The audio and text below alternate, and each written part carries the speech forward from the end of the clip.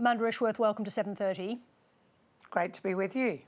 Do you have a target for how many people this system that you're proposing will help get into the workplace?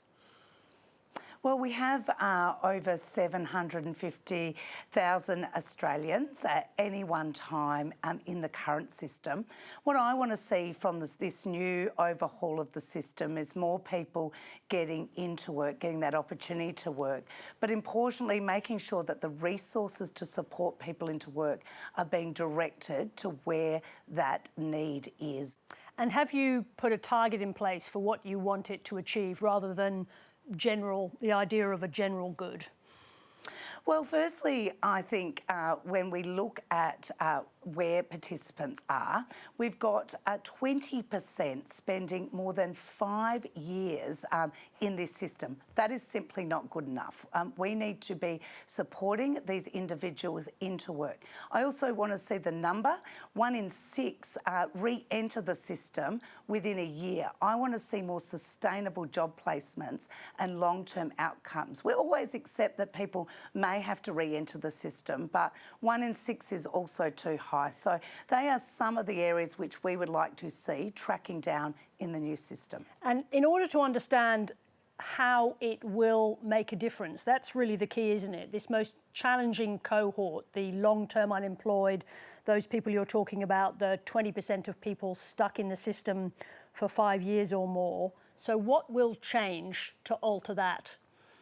Well, at the moment, we have really a one-size-fits-all system where the incentives that go to those providing the service really work for people that may be healthy, may have a post-secondary education and are not very far from the labour market. So we need to change the way we fund services and the type of service that we provide to these people that are a very long way from the labour market. So rather than try and incentivise them putting in application after application for jobs they are just not going to get, how do we help them move closer to the labour market? How do we fund that? And importantly, what are the types of mutual obligations we set for people so that they are effective? I am really sick of this debate of too soft or too hard mutual obligations. I want to see effective mutual obligations that support people get into work. Now, just before we come to mutual obligations, I mean, in the current system, there are bonuses for service providers who take one of those people from that complicated cohort and get them into work, you know, up to $4,000 or $5,000. It's not working. So what's going to be different? Well, I am wanting to see a whole system change. When you just fund individuals with an extra bonus, you don't get a new service provision, a different type of service provision. What we want to see, and we will be designing in Stream 3, are embedded organisations that will work with people and connect people up also with support for their non-vocational barriers. And so that will be a different way we fund that service, not just topping up for an individual, but a different service model. So who's going to be providing that? Because at the moment, presumably, the current service providers, and particularly the for-profit ones, are part of the reason why this system is not working. So are you asking the same people to do a different job, or do you want new providers coming in? Well, as I said, there are 3 different streams. Stream 1 really is about the public service delivery.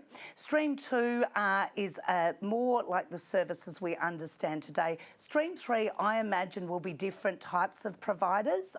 They will have deep connection with community and be able to do this specialised intensive work. So I think we will see, obviously there's detail to work through, but I think we will see different providers in Stream 2 compared to Stream 3. Do you accept that some of the responsibility for the failures in the current system are rightly sheeted home to for-profit providers that take the easy ones to get into employment, work with those and ignore the more difficult cases? Well, two things. I would say that I am concerned that there is varying quality in the system. So I am focused on how we lift quality, and sometimes that quality has been not prioritised because of profit. However, what I would also say is that it is the incentive system. If you have incentives that are designed and paid for by the Commonwealth that doesn't do and that doesn't incentivise and pay for that deep work, you're not going to get that type of work. So that is what we're remodelling. There's a lot of design work left to go, but we are very committed because we think this is the best way to support what is a very diverse range of job seekers in the system. Now, just on mutual obligation, you're not getting rid of the system of mutual obligation, which obviously a number of groups in this sector would like you to do. People like the Australian Council of Social Services, who say that it is both punitive and doesn't really help, doesn't do anything to help people get into sustainable employment. Were you too afraid of the backlash to root out a Howard-era welfare system? Mutual obligations have been a feature in the system for a long time. They certainly have, and do you think they are a good thing? Mutual obligations play a really important role, and I think it is part of the social contract that if you're receiving income support, then you do, and you're able to work, you do take steps to find a job. What I think is being commented on, and where I do agree, is that there's no point in having pointless, meaningless mutual obligations, busy activity, no point in doing training in jobs that there are no jobs for in your local area.